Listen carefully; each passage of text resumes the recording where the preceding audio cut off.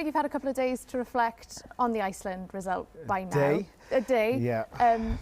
Now that a bit of time has passed, what's your assessment of the game and performance? There was some really good bits. It's just finding that level of consistency throughout the game. Also, you know, being in a position where you're 2 goals up, the game will change. The intensity of the opposition will have to change. Well, you'd like to think so, which definitely has been the case in the last 2 games. And making sure we match that with our work rate to receive the ball as well. You know, speed of press is always, you know, determined. Sorry, the speed of support is always determined by the speed of press. So if they go quick, we have to make an angle quicker. So being able to explain that and show the players that type of information has really been important for us. So, and hopefully important for them. A big theme talking to you and a couple of the players after was take positives from the first half, learn lessons from the second half. So there was still 1 or 2 things we need to do better in the first half as well. Okay. So what? It wasn't like clear, but there was some really dominant bits as well, which were really impressive. But like I said, it's when you look back now, when you look back in the 3 games as well. It's just trying to be consistent through the 90 minutes of what we do, with and without the ball, and it's keeping that for longer periods than what we have done so far. But if we're able to do that, then we'll be a really impressive team then. But that's the level we're looking to get to, is the consistency within a game of what we do. How do you get that consistency? More games. That's it. It's really, you know, there'll be sometimes pain along the way, which is fine. I don't want that, of course, but you know, you sort of expect different scenarios. But the more we get to know each other, and the more the intensity rises, that allow us to keep that consistency and keep it over a longer period, because, you know, to be a top team, you have to have that. What would your message be to any fans that see, you know, the theme of we start so strongly in that first half, bit of a slump in the second half then? What would your message be to anyone watching thinking, why does that happen? We have a lot of players who don't play. That's quite normal. We understand that. We have a lot of players who are not playing for their clubs. But that can change as well. Also, substitutions at the right time as well, to be able to move that on as well. Maybe it could be earlier, so that's something we'll look at as well, because we want to keep the intensity. And that's really been quite a familiar theme from the 3 games, is the intensity. But like I said, it's quite normal.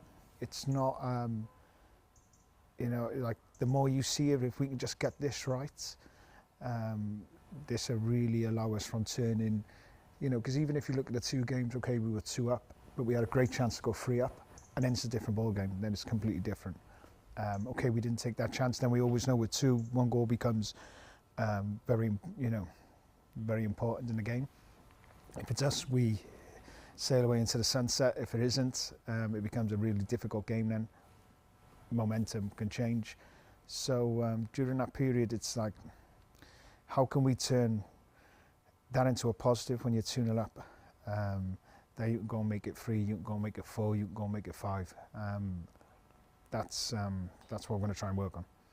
Look, it's nice being 2 up, trust me. 3 games in, Craig, 3 games unbeaten.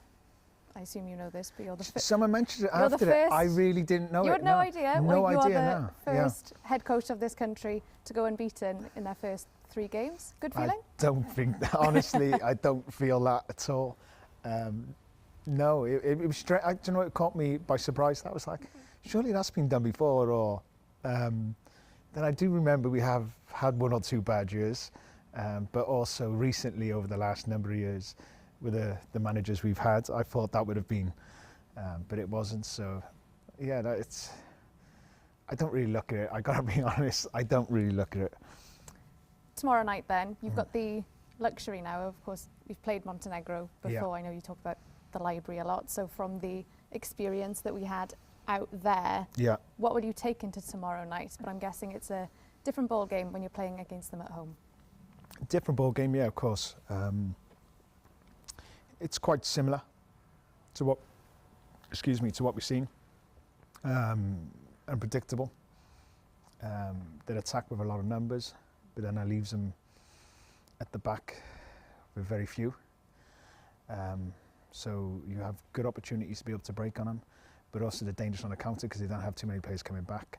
So that chaotic game really suits them. So being able to manage it when we're on the attack is really important for us. How we use the ball, how we're able to keep the ball is going to be very important.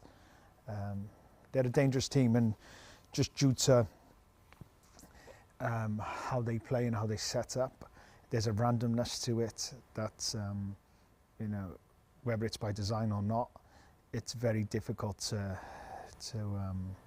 predict and try and really plan for, to be honest. These are tough games. They're tough games when they're like that. In terms of the squad, I know Owen Beck has rejoined with the guys.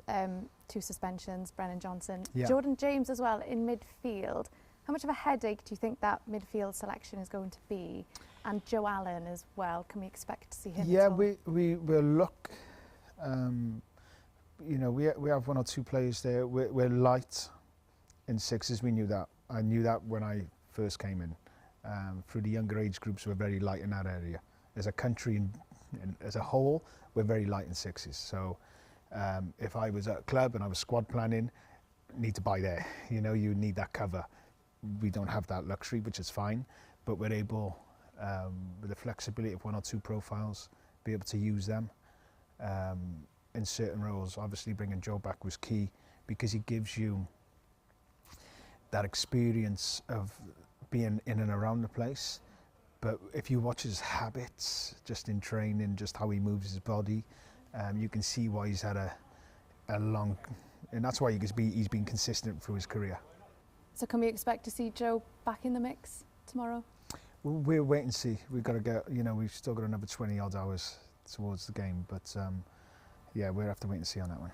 And the fact as well, Craig, back at home at the Cardiff City Stadium, I know that first game against Turkey, the atmosphere was just electric, an amazing buzz around the place. How much are you looking forward to experiencing that again? A lot, yeah, a lot. I have to be honest, the support is really been like, I've been so overwhelmed, and it's been so nice, I have to be honest. And the players feel it as well. They feel like the supporters are really behind them. And I, like us as coaching staff, we really feel that as well. That's why, you know, when people have expectations, no, you are allowed to be excited.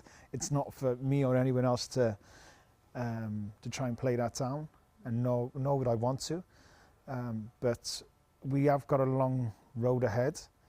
But I'm so delighted with their response so far. We're going to need them.